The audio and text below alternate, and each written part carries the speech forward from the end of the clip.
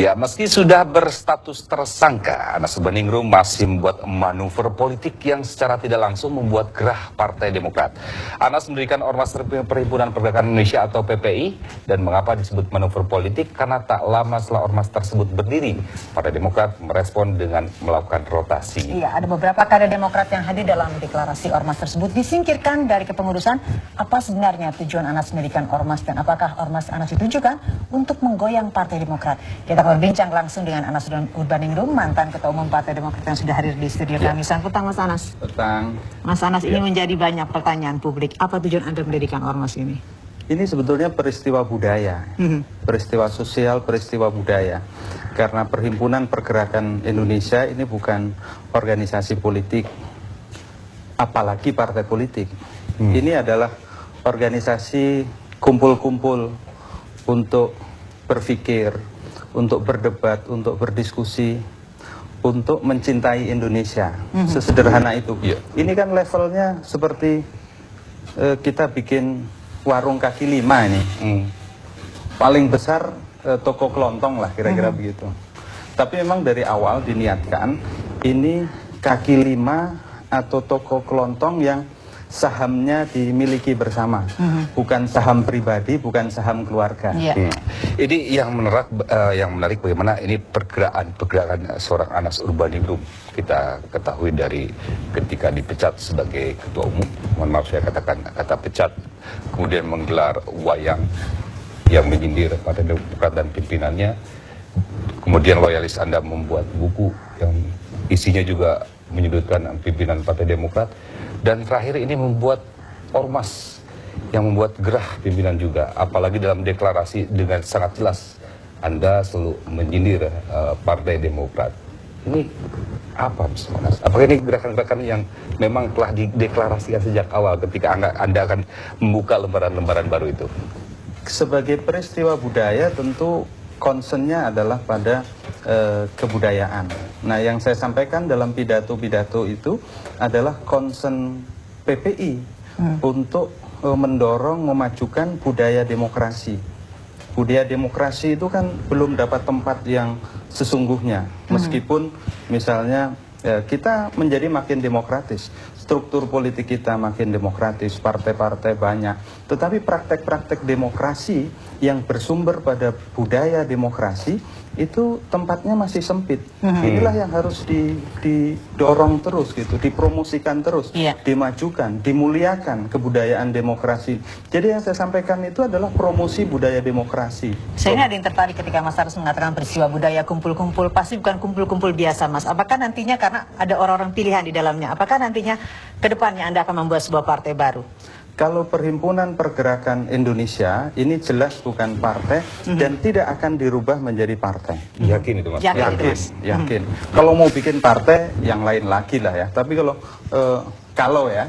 kalau Perhimpunan Pergerakan Indonesia itu memang dikhidmatkan untuk memajukan dan memuliakan kebudayaan nasional kita dan memajukan harmoni sosial di dalam kemajemukan kita. Ya, Mas, yang saya tidak habis pikir, status Mas Anas kan sebagai tersangka oleh KPK, yang tentunya sangat jelas lah ketika sudah proses hukum berjalan, dipastikan akan ada vonis begitu kan. Selama ini sejarah seperti itu setelah lewat. Ya kita tunggu nanti. Betul, dan ini kita waktunya belum tahu. Kemudian Anda mendirikan ormas, yang tentunya ketika Anda akan ditahan ini akan mengganggu proses atau jalannya ormas ini. Nomor satu, status seseorang, status saya minimal, itu pangkatnya, itu di bawah keyakinan saya. Di bawah keyakinan Anda? Ya, keyakinan saya itu mengatasi status apapun. Satu. Yang kedua, Perhimpunan Pergerakan Indonesia, ini bukan Anas. Ini adalah ide bersama. Sebagai ide bersama, tentu akan diurus dan diselenggarakan bersama. Tidak boleh PPI ini identik dengan Anas, dan tidak boleh Anas identik dengan PPI. PPI tidak boleh mengulangi tanda petik kesalahan-kesalahan sikap di dalam berorganisasi gitu. Karena itu saya tegaskan bahwa PPI ini bukan properti pribadi Anas, bukan properti keluarga Anas, bukan properti kelompok atau golongan, tetapi ini sarana bersama untuk mencintai Indonesia untuk ikut sarana berkontribusi ini untuk Indonesia. membuat orang berpikir bahwa terjadi nuansa politik di dalamnya, Mas Anas. Kalau kita melihat deklarasi, banyak orang-orang yang berpengaruh ketika datang di deklarasi itu, Mas Anas. Ya tentu, alhamdulillah selama ini kan Anas punya teman, punya kawan, punya sahabat. Teman, kawan, sahabat itu kan tidak pernah dibatasi oleh periode jabatan. Bukan karena Anas ketua umum, kemudian temannya banyak. Anas itu bersahabat dengan banyak orang sejak lama. Dan alhamdulillah tidak pernah terputus. Tentu ada yang persahabatannya itu terang-terangan, ada juga yang banyak juga yang sembunyi-sembunyi, kan biasa saja itu kan. Ya, Mas Anas, ini segala tindak tanduk Anda ini pasti dikaitkan dengan Demokrat dan lain-lain. Apalagi yang lucunya nih, deklarasi Ormas Anda ini berdekatan dengan pelaksanaan konvensi. Atau mungkin ya ini apakah ini ada ibaratnya ada apa ya, momen tandingan begitu? Oh, tentu tidak. Bagaimana menandingkan ya kaki lima ya, warung kaki lima dengan sebut saja perusahaan multinasional. Ini perusahaan multinasional kan terganggu sampai harus merotasi loyalis untuk deklarasi ini kan. Gimana tidak bisa menandingkan gitu? Saya tidak tahu apakah alasan, tapi yang saya dengar dari Pak Sarif tadi itu alasannya hadir ikut Ormas PPI itu tanda tidak loyal. Sejauh yang saya tahu, saya nilai misalnya Pak Saan, Pak Pasek itu orang yang loyal, punya kecakapan. Loyal terhadap Anda maksudnya? Bukan loyal pada partai, loyal pada tugasnya. Boleh diaudit kinerjanya.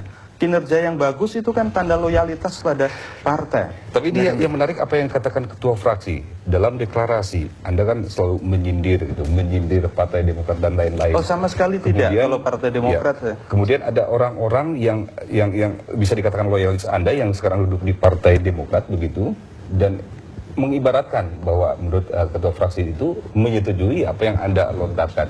Itulah yang akhirnya menyebabkan mereka atau Demokrat merotasi.